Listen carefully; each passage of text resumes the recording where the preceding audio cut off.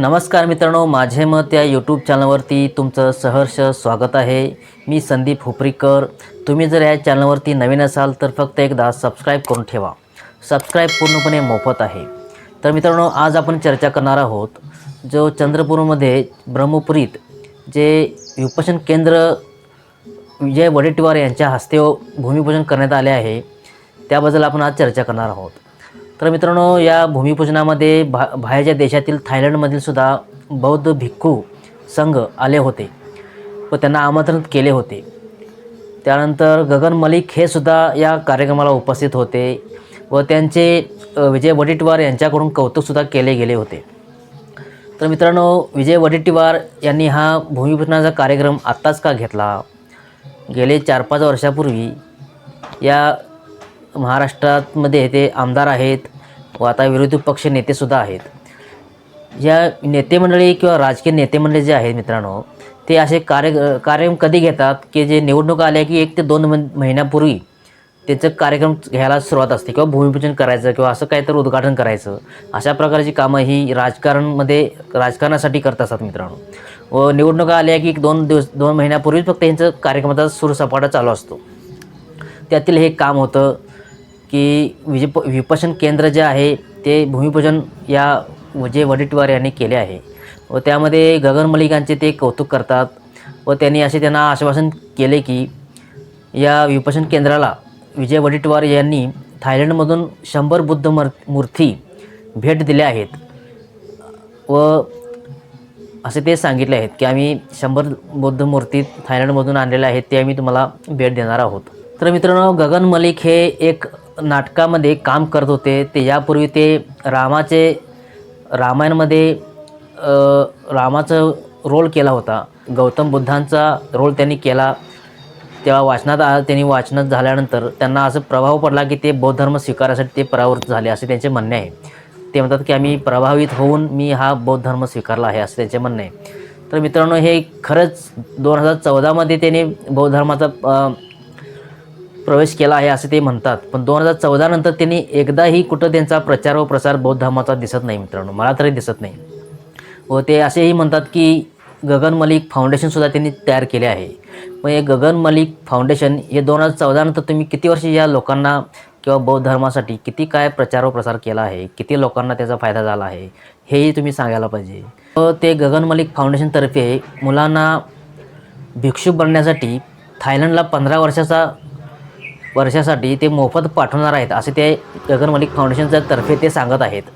पण आज पण किती पाठवले आहेत किंवा किती मुलं भिक्षुक बनले आहेत याचा काही डाटा आज तरी उपलब्ध नाही। तर मित्रांनो, हे मनोवादी लोक किती वर्ष आपल्या बौद्ध धर्मात घुसखोरी करून व अनेक लोक आहेत की असे बौद्ध धर्मात घुसखोरी करून वेगवेगळ्या प्रकारचे फाउंडेशन स्थापन करत आहेत व जे खरे इथले बुद्धिस्ट आहेत भारतातले किंवा महाराष्ट्रामधले, ते या अशा फाउंडेशनच्या माध्यमातून ते अजून वंचितच आहेत मित्रांनो।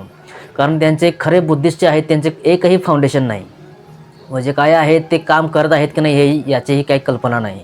व मित्रांनो, असे मनोवादी लोक या बौद्ध धर्मामध्ये प्रवेश करून त्यांचे मनोवादी विचार या बौद्ध धर्माच्या मार्फत पसरवण्याचे काम करत आहेत मित्रांनो। आपला बौद्ध समाज कधी जागा होणार आहे व आपले नेते मंडळी कधी जागे होणार आहेत की ते फक्त राजकारण करण्याच्या नादाला लागले आहेत मित्रांनो। जे काही लोक आधी बौद्ध धर्माचा प्रसार करत होते ते सुद्धा आता त्यांच्यासुद्धा डोक्यात आता राजकारणाचे वारं घुसलं आहे व तेही राजकारणाच्या वाटेवर निघाले आहेत। म्हणजे धर्माचा प्रचार तर करायचा राहिला, फक्त स्वतःचा उद्धार करण्यासाठी या राजकारणाच्या मार्फत ते करण्याचा काम करत आहेत मित्रांनो। कुठेतरी या धर्माचा विचार केला पाहिजे की आपण दुसऱ्याचा मनोवादी लोक या धर्माचा प्रचार व प्रसार करून ते सांगत तसे आपण त्या धर्माचा पालनपोषण करायचं आहे का, हे सर्व बौद्ध समाजाने याचा विचार केला पाहिजे। त्यामध्ये मित्रांनो, विवेक अग्निहोत्रींचे सुद्धा आय एम बुद्धा फाउंडेशन आहे, हे गगन मलिक फाउंडेशन आहे। ही लोक मनोवादी आहेत मित्रांनो। खरे बौद्ध या अशा फाउंडेशनच्या मार्फत काम करत नाहीत व ते वंचित राहिले आहेत। खरे बुद्धिस्ट ज्यांनी डॉक्टर बाबासाहेब आंबेडकरांनी 14 ऑक्टोबर 1956 रोजी ज्यांनी खरी बौद्ध धर्माची दीक्षा घेतली, त्यांचे पूर्वज व त्यांची आत्ताची पिढ्या ह्या खऱ्या बौद्ध धर्मापासून वंचितच राहिले आहे मित्रांनो। व अशी बाहेरची लोक घुसखोरी करत आपल्या बौद्ध धर्मावर त्याचा आक्रमण करत आहेत मित्रांनो. व याचे कारण काय आहे मित्रांनो? कारण बौद्ध समाज आपला झोपी गेल्यामुळे हे अशी बाहेरची लोक भारतामध्ये ब्राह्मण सांगत आहेत व भारताच्या बाहेर गेले की आम्ही बुद्धिस्ट आहेत असं सांगत आहेत मित्रांनो. व बुद्धिस्ट असून या बुद्धिस्ट कंट्रीतून वेगवेगळ्या प्रकारचा फंड गोळा करत आहेत व ते आपल्या फाउंडेशनच्या मार्फत ज्यांना मदत करायची आहे त्यांना ते मदत करत आहेत. खरे बुद्धिस्ट ह्या फाउंडेशनच्या मार्फत व त्यांच्या या फंडातून येणारे जे पैसे आहेत ते या बुद्धिस्ट लोक, खरे बुद्धिस्ट भारतातले वंचितच राहिले आहेत मित्रांनो. व ते अशी लोक आपापल्या लोकांना फायदा करत आहेत, आपापल्या लोकांना मदत करत आहेत. कुठेतरी आपल्या राजकीय नेत्यांनी बुद्धिस्ट सोसायटी ऑफ इंडियाचे जे पदाधिकारी आहेत त्यांनीच कुठेतरी हा विचार करायला पाहिजे. त्यातसुद्धा 2 गट पडले आहेत की मी अध्यक्ष आहे की तो अध्यक्ष आहे, यांचा हा वाद चालू आहे. पण या वादात बाहेरचे लोक घुसखोरी करत अशा प्रकारचे फाउंडेशन तयार करत आहेत व आपली खरं बुद्धिस्ट लोक ही त्या फाउंडेशनच्या मार्फत त्यांना खेचली जात आहेत व ते सांगत त्या पद्धतीने ते काम करत आहेत. प्रश्नचिन्ह निर्माण होतो की हे असे जे गगन मलिक किंवा विवेक अग्निहोत्री हे खऱ्या बुद्ध धर्माचा प्रसार करत आहेत की मनोवादी लोकांचा विचार करत आहेत, प्रसार करत आहेत, हा एक प्रश्नचिन्ह निर्माण होतो मित्रांनो.